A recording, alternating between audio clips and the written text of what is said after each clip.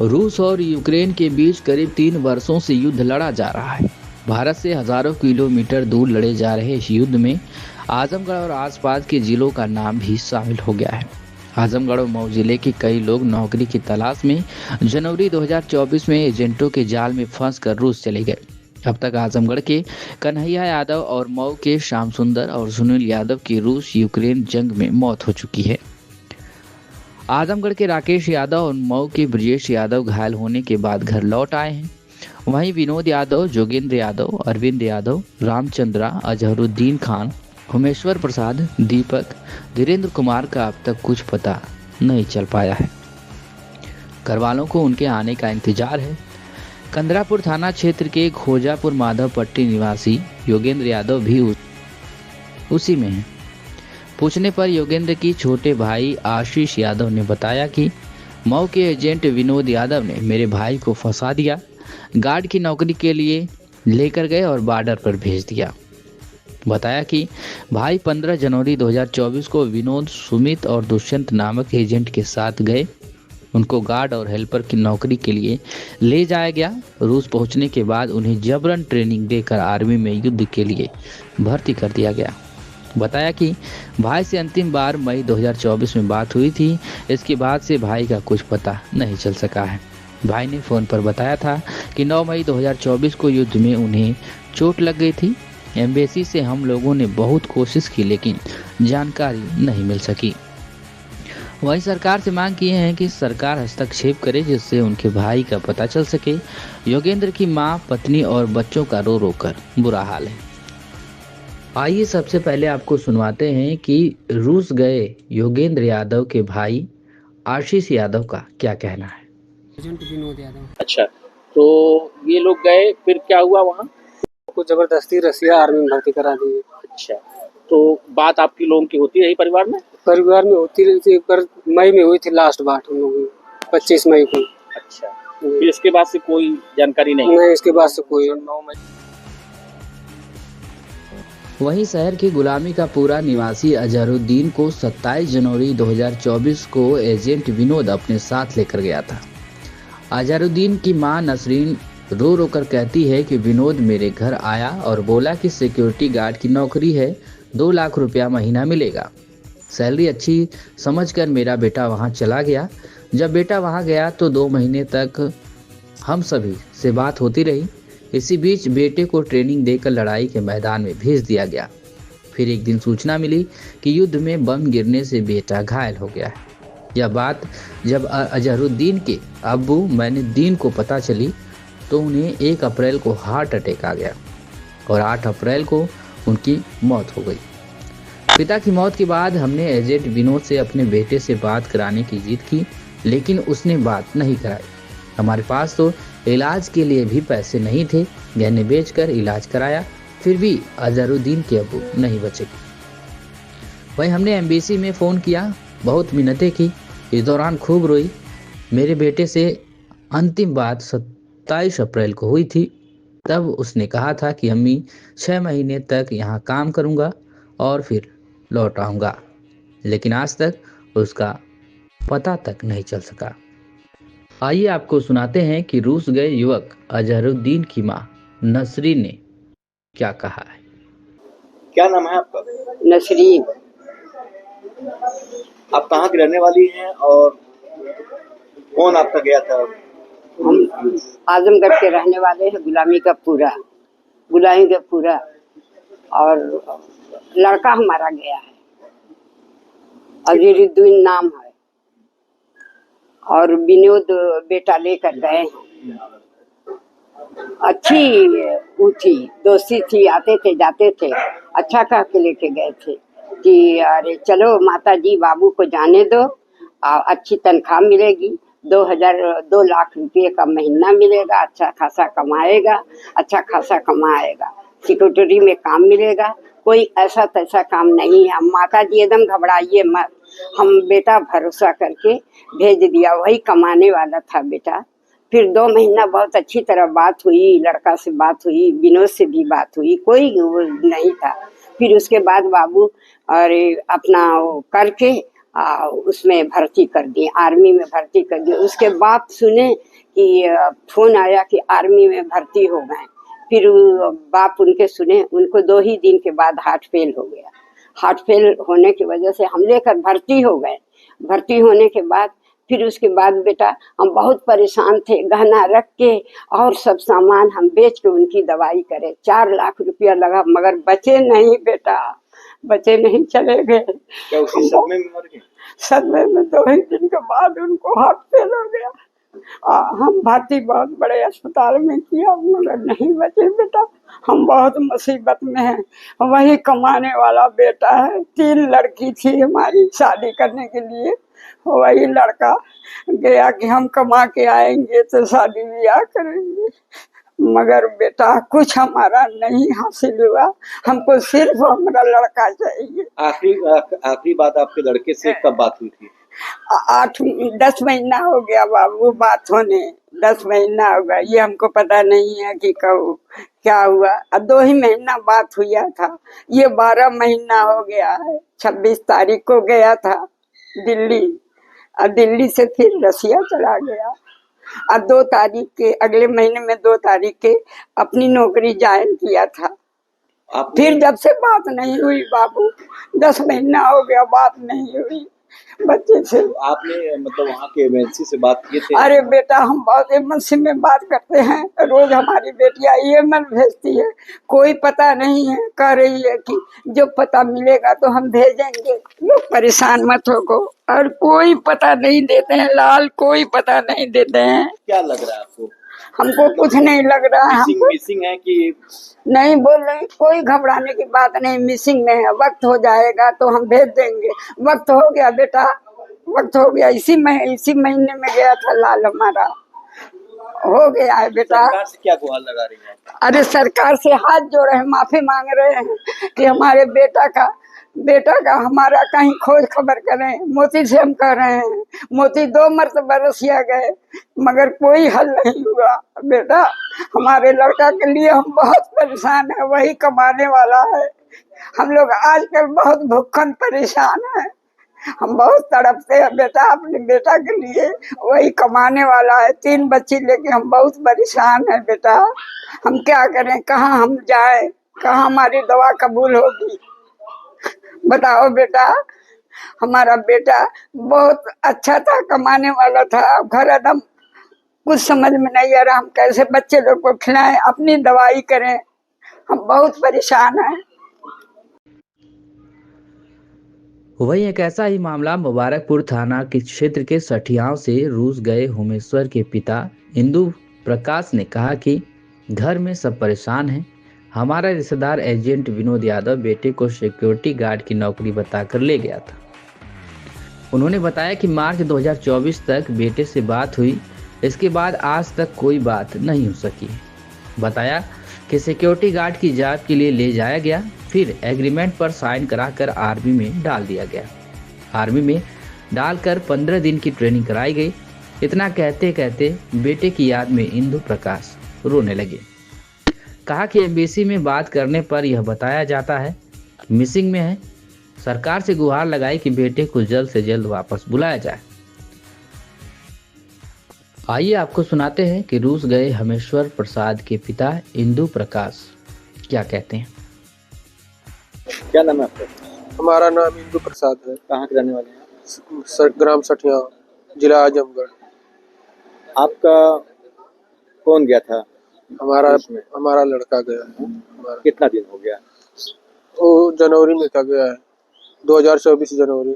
कैसे गया था बताइए? वो गया था, वो जो एजेंट थे वो लोग बोले थे कि वैकेंसी आई है सिक्योरिटी गार्ड की और अच्छा ऑफर है, हम लोग चले जाएंगे तो सही है। जो हमारे रिलेशन के जो एजेंट थे इधर के विनोद यादव, वो भी गए हैं और उन्हीं के रिलेशन से सब हम लोग इधर से जितने लड़के हैं सब लोग गए। हाँ, और जो है आज 8 मार्च तक बात हुई थी, लास्ट मार्च तक बात हुई थी। उसके बाद हम लोगों की बात आज तक नहीं। तो मतलब वहाँ पे जाके फिर क्या कर रहे थे वो? वहाँ गए तो ये लोग सिक्योरिटी गार्ड में गए, लेकिन वहाँ ले जाने के बाद जब एग्रीमेंट सब वहाँ करवा लिए सब, उसके बाद ये लोग ले जा करके आर्मी में डाल दिए। आर्मी में डाल करके इन लोगों को 10-15 दिन ट्रेनिंग दिलवाए। जब तक ट्रेनिंग थी, एक 1.5 महीने तक बात हुई, उसके बाद बात नहीं हुई। अब क्या लग रहा है आपको? क्या लगेगा सर, बात करने के काबिल नहीं है। तो क्या वहाँ पे एमएससी वगैरह में बात किए थे आप?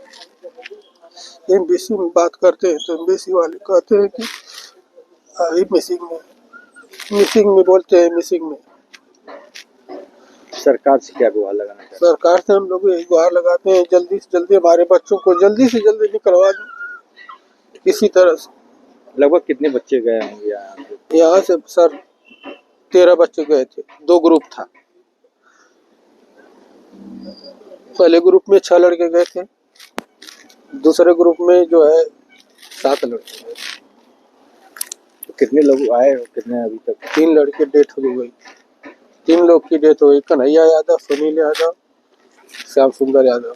3 लोगों की डेथ हो गई, उन लोग घर आ गए, उनकी बॉडी आ गई। और 2 लड़के जो है वहाँ चोटिल हो गए थे, तो उनकी जो है वो हॉस्पिटल में थे। जब वो हॉस्पिटल में थे तो अब उसी समय जो है इंडिया के लड़के आ रहे थे, उसी समय जो है उधर से वो लोगों को भेज दिया गया और बाकी लड़के सब फंसे हैं। 4 यहाँ मऊ के गए थे, तो 4 में से 3 लोगों की डेथ हो गई है और बाकी 9 लोग यहाँ पे हैं। 8 लोग मिसिंग में भी हैं वहाँ पे। आजमगढ़ के? हाँ, 8 लोग मिसिंग, 7 लोग मिसिंग में आजमगढ़ के। तो आजमगढ़ से मतलब कोई बच के आ भी पाया है कि नहीं? हाँ, 1 लोग आए हैं बच के, राकेश यादव जी। कहाँ के आने वाले? ये आजमगढ़ के हैं, ये आए हैं वहाँ से। वहीं एक ऐसा ही मामला रौनापार थाना क्षेत्र के हरैया निवासी पवन ने बताया है कि उनके भाई दीपक भी एजेंट के माध्यम से रूस चले गए। बताया कि सिक्योरिटी गार्ड की नौकरी के नाम पर आर्मी में भर्ती करवा दिया गया। पवन ने बताया कि भाई से अंतिम बार 6 जुलाई 2024 को बात हुई थी। इसके बाद से आज तक कोई बात नहीं हुई और उनका कोई अपडेट भी नहीं मिल पा रहा है। एम्बेसी द्वारा बताया जा रहा है कि मिसिंग है। सरकार से मांग किए हैं कि जितने लोग रूस में फंसे हैं सबको वापस बुलाया जाए और दिल्ली के एजेंट सुमित दुष्यंत सहित अन्य एजेंटों पर भी कार्रवाई की जाए। वहीं रूस गए दीपक के छोटे भाई पवन ने क्या कुछ कहा है, पहले आप सुनिए। क्या नाम है आपका? पवन नाम है मेरा। मेरे भाई का नाम दीपक है, जो रूस जाके फंस चुके हैं। हरिया ब्लॉक के रहने वाले हैं हम, थाना रौनापार पड़ेगा। कैसे चले गए आपके भाई? मेरे भाई को एजेंट द्वारा फंसा दिया गया। इनको सिक्योरिटी गार्ड की नौकरी के लिए बुला गया था, ले जाके वहाँ पे गार्ड की नौकरी के लिए गार्ड की नौकरी करनी पड़ेगी, वहाँ ले जाके रूस आर्मी में भर्ती कर दिया गया। एजेंट का नाम है सुमित दुष्यंत सुल्तान, जो कि ये विनोद हैं आज यादव, इनके माध्यम से गए थे, जो कि विनोद यादव को मोहरा बनाया गया था कि इनको इतने सैलरी दी जाएगी, इतने बच्चों को भेजो। और वहाँ पे इनको जब सब पूरी तरह खुद नहीं पता था, जबकि वो भी जाकर वहाँ फंस चुके हैं, विनोद यादव भी। लगभग कितने दिन पहले आपके पास कॉल आया था और कब से संपर्क टूटा है? मेरे भाई से हो गया बात, 6 जुलाई से बात लास्ट हुई थी, फिर इसके बाद बात करना बंद हो गया। फिर अभी तक कोई अपडेट नहीं है। मिसिंग में बताया जा रहा है, रूस एमएससी द्वारा बात हुई थी तो मिसिंग में दिखा रहे हैं, अभी कोई जानकारी नहीं है। क्या सरकार से आप गुहार? सरकार से यही गुहार है कि जल्द जितने भी भारतीय फंसे हुए हैं सबको वापस बुलाया जाए और जितने भी एजेंट हैं रूस में बैठे सुमित दुष्यंत सुल्तान, इन लोगों पर ज़्यादा कार्रवाई हो कि दोबारा किसी के परिवार के साथ ऐसा कुछ ना कर पाए। जो अच्छा लगभग कितने लोग मतलब जो मिसिंग है और कितने की मौत हो चुकी है? लगातार यहाँ मऊ के गए थे, तो 4 में से 3 लोगों की डेथ हो गई है और बाकी 9 लोग यहाँ पे हैं। 8 लोग मिसिंग में भी हैं वहाँ पे। आजमगढ़ के? हाँ, 8 लोग मिसिंग, 7 लोग मिसिंग में आजमगढ़ के। तो आजमगढ़ से मतलब कोई बच के आ भी पाया है कि नहीं? हाँ, 1 लोग आए हैं बच के, राकेश यादव जी। कहाँ के आने वाले? ये आजमगढ़ के हैं, ये आए हैं वहाँ से। वही ये मामला जिले के रौनापार थाना क्षेत्र के बनकटा बाजार गोसाई निवासी कन्हैया यादव भी कुक की नौकरी के लिए रूस गए थे, जहां उनको रशियन आर्मी में भर्ती कराकर युद्ध के लिए भेज दिया गया। युद्ध के दौरान वह बुरी तरह से जख्मी हो गए और 6 दिसंबर 2024 को उनकी मौत हो गई। कन्हैया के पुत्र अजय यादव ने बताया कि 25 मई 2024 को पिता से उनकी अंतिम बार बात हुई थी। पिता ने बताया कि वह यूक्रेन के साथ युद्ध में बुरी तरह से जख्मी हो गए हैं, इलाज चल रहा है। इसके बाद उनकी बात नहीं हुई। वहीं 6 दिसंबर 2024 को एम्बेसी से जानकारी मिली कि उनके पिता की मौत हो गई। उनका पार्थिव शरीर लाया गया, अंतिम संस्कार किया गया, लेकिन सरकार की तरफ से अभी तक कोई सहायता नहीं मिली है।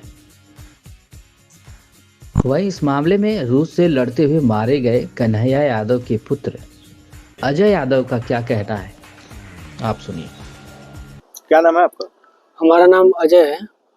कहाँ के रहने वाले हैं? हम ग्राम बनकटा पोस्ट बाजार गोसाई, जिला आजमगढ़, थाना रौनापार के रहने वाले हैं। किसके परिवार के आप हैं? जो हमारे फादर गए हुए थे रूस। क्या नाम था? जी, हमारे फादर का नाम कन्हैया यादव था जी। वो 16 जनवरी 2024 को यहाँ से घर से गए। उसके बाद वहाँ रूस गए। वहाँ कुक का काम बता करके, जो एजेंट है, कुक का काम बता करके भेजा, जो दिल्ली का रहने वाला है, सुमित और दुष्यंत। वहाँ पे कुक का काम बताया था और वहाँ पे ले जाने के बाद उनको बांड, कोई एग्रीमेंट पेपर था, उस पर वो सब सिग्नेचर करवाए, बोले कि नॉर्मली है ये। उसके बाद इनको रशियन आर्मी में भर्ती करवा दिए। फिर हमारे पापा की और ट्रेनिंग चलने लगी।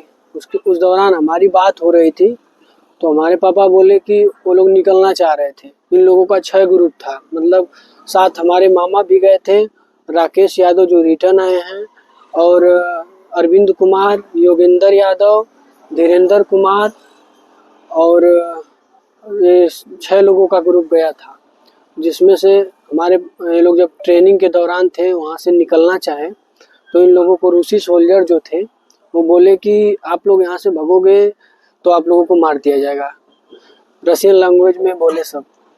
ये लोग डर गए, वहाँ से निकलना नहीं निकले। उसके बाद इन लोगों की 20 से 25 दिन की ट्रेनिंग हुई। उसके बाद इन लोगों को लेकर के आगे चले गए सब। वहाँ पे 25 अप्रैल को पापा बोले कि अब हमें वार में लेकर जा रहे हैं लोग, अब कब कॉल करेंगे ये मालूम नहीं है। उसके बाद वार में चले गए सभी लोग। उसके बाद 7 मई 2024 को हमारे पापा को ग्रेनेड द्वारा या गोली द्वारा उनके पैर में चोट आई। किसी तरीके से वो वहाँ पे 4 घंटे वेट किए, मगर कोई रूसी सोल्जर जो उन्हें रिसीव करने के लिए नहीं आया। किसी तरीके से वहाँ से वो 8 से 9 किलोमीटर ट्रेवल कर करके, छुप करके, यूक्रेनी ड्रोन से छुप करके वो रूसी सैन्य चिकित्सक हॉस्पिटल पहुँचे। उसके बाद उनका इलाज हुआ। इलाज के दौरान इलाज चल रहा था। हमसे 13 दिन उनसे बात हुई, 25 मई तक बात हुई। 23 मई को बोल रहे थे कि हमारे पैर में और मुंह में इन्फेक्शन हो गए हैं, इसके वजह से हमें दूसरे हॉस्पिटल में शिफ्ट किया जा रहा है और हम वहाँ पे पहुँचेंगे तो आपको कॉल करेंगे। उसके बाद से हमारे पापा का कॉल ही नहीं आया सर। हम लोग लगातार एम्बेसी से, विदेश मंत्रालय से लगातार गुहार लगाते रहे, मगर हमारी एम्बेसी एक बात नहीं सुनी, बस यही टाल देती थी, कोई अपडेट नहीं है, अभी कोई इन्फॉर्मेशन नहीं आई है उधर से। और हमें सूचित किया गया 6 दिसंबर 2024 को कि आपके पिताजी नहीं रहे। उसके बाद हम किसी तरीके से भाग दौड़ कर करके एम्बेसी में मेल वगैरह डाल करके, पहले भी मेल डालते थे, फिर बॉडी वहाँ से मंगवाए हैं। उसके बाद अपना अंतिम संस्कार किए हैं और वहाँ से अभी हम लोगों को कुछ आर्थिक मदद कुछ नहीं मिली है, यहाँ से भी नहीं मिली है। जो यहाँ का किसानी बीमा का दुर्घटना का जो होता है, मिलता है, वो भी हमें नहीं मिला है। हम इधर उधर भाग दौड़ कर रहे हैं लेकिन नहीं मिल रहा है। और हम लोग रूस जाने वाले हैं। वहाँ पे विदेश मंत्रालय हम लोग गए थे 17 जनवरी को 2025 को। तो रणधीर जायसवाल जो हैं, चरणजीत से हम लोगों की बात हुई विदेश मंत्रालय में। वहाँ पे हम लोगों ने अपना बात रखा, सभी परिवार वालों ने, जो अभी मिसिंग में हैं और जो जिनकी डेथ हो चुकी है। हमारे पापा की डेथ हो चुकी है। तो मैं वहाँ बोला, हम लोग बोले कि हम लोग रूस जाना चाहते हैं ताकि हम लोग वहाँ पता लगा सकें और वो बोले कि ठीक है आप लोग जाइए वहाँ पे, और आप लोगों का मदद एमबीसी द्वारा और हम लोग जितना कोशिश कर सकते हैं आप लोगों की वहाँ मदद की जाएगी। हमारे पापा का वहाँ कंपनसेशन का काम है, जो वहाँ का मुआवजा वगैरह का हक का है, वहाँ जाने के बाद ही मिलेगा। जी। वहीं रूस और यूक्रेन के बीच चल रहे युद्ध में रूस की तरफ से लड़ते हुए घायल होने के बाद भारत लौटे रानी की सराय थाना क्षेत्र के भीमसेनपुर गांव निवासी राकेश यादव ने बताया कि वह जनवरी 2024 में रूस गए। एजेंट ने बताया था कि गार्ड की नौकरी रहेगी, 2 लाख रुपए महीने की सैलरी मिलेगी। बताया कि एजेंट दुष्यंत और सुमित के कहने पर विनोद यादव लेकर गए थे। विनोद भी युद्ध में इस समय रसिया में फंसे हुए हैं।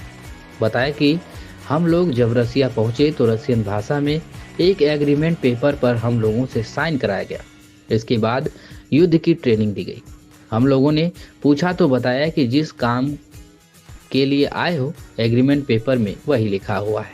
इसके बाद हम लोगों को 15 दिन की ट्रेनिंग दी गई, जिसमें रॉकेट चलाना, बम गोला फेंकना और उन हथियारों की ट्रेनिंग दी गई। जब हम लोगों ने विरोध किया तो बताया गया कि यह बचाव के लिए आप लोगों को ट्रेनिंग दी जा रही है। वहीं इस मामले में राकेश यादव ने बताया कि हम लोग पहले ग्रुप में 6 लोग और दूसरे ग्रुप में 7 लोग गए थे। सभी लोग आजमगढ़ और मऊ के रहने वाले थे।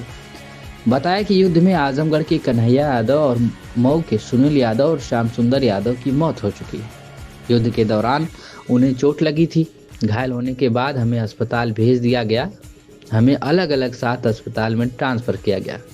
वहाँ पर हमें पता चला कि भारत के प्रधानमंत्री मोदी जी मॉस्को आए हुए। उन्होंने कहा कि जितने भारतीय हैं उनको वापस भेजा जाए। इसी बीच पंजाब निवासी एक व्यक्ति से मेरा संपर्क हुआ। इसके बाद अक्टूबर 2024 में हम भारत लौट आए। कहा कि अभी भी उनके साथ 8 लोग मिसिंग। एमबीसी सिर्फ दिलासा दिला रही है। बताया कि आजमगढ़ मऊ के साथ ही पंजाब और देश के कई अन्य राज्यों के लोग भी सैकड़ों की संख्या में रूस गए हैं। आइए आपको सुनाते हैं कि रूस से वापस लौटे रशियन सैनिक राकेश यादव ने वहां के बारे में क्या जानकारी दी। क्या नाम आपका है? मेरा नाम राकेश यादव उर्फ छन्नू यादव है। कहाँ के रहने वाले हैं? मैं ग्राम भीमसेनपुर, थाना रानी की सराय का निवासी हूँ। अच्छा, ये बताइए आप रसिया कब गए? मैं रसिया जनवरी के महीने 2024 में ही गया था, और जो कि एजेंट ने मुझे बताया था कि आपकी गार्ड की नौकरी रहेगी और 2 लाख मंथ सैलरी रहेगी। कौन एजेंट था आपका? हमें तो यहाँ से विनोद भाई लेकर गए थे, और उनके ऊपर जो कि सुमित और दुष्यंत एजेंट थे। तो विनोद आजमगढ़ के ही रहने वाले हैं? जी, मऊ का है। मऊ के रहने वाले। तो आप लोगों को ये जनवरी महीने में रशिया ले गए नौकरी के लिए? जी। फिर आप लोग जब पहुँचे तो आप लोगों के साथ क्या सलूक हुआ? वहाँ पर हम लोग जब पहुँचे तो हम लोग एक रसिया भाषा में एग्रीमेंट पेपर था, तो उस पे हम लोगों का साइन किया गया था। उन्होंने हमसे साइन लिया तो हमने पूछा कि ये एग्रीमेंट पेपर है जो ये किस चीज़ का है। तो उन्होंने कहा कि जो आप काम करने के लिए आए हो ये पेपर उसी का है। तो हमने बोला कि इसमें क्या लिखा हुआ है हमें तो पता नहीं है। तो उन्होंने कहा कि जो काम के लिए आप आए हो वही इसमें लिखा हुआ है। तो तब जाकर हम लोगों ने साइन कर दिया उस पर। तो इसके बाद फिर क्या हुआ? इसके बाद हम लोगों को 15 दिन की ट्रेनिंग के लिए लेकर गए थे। 15 दिन की ट्रेनिंग में रॉकेट चलाना, बम गोला फेंकना, AK-12 चलाना, जो हथियार था वो सिखाए हम लोगों को। तो आप लोग ने इसका विरोध नहीं किया कि हमको किसी और काम के लिए लाया गया था, दूसरा काम कराया जा रहा है? नहीं, तो हमने वहाँ पर विरोध किया था। तो उन्होंने कहा था कि ये आपके मतलब बचाव के लिए आप लोगों को सिखाया जा रहा है। अच्छा अच्छा। हाँ। तो आपके साथ कितने लोग यहाँ से गए थे? हम लोग पहले ग्रुप में 6 लोग गए थे और दूसरे ग्रुप में 7 लोग गए थे। और सभी लोग आजमगढ़ और मऊ के ही रहने वाले हैं? जी, सभी लोग आजमगढ़ मऊ के रहने वाले थे। तो इसके बाद युद्ध में आपको कब भेजा गया? हम लोगों को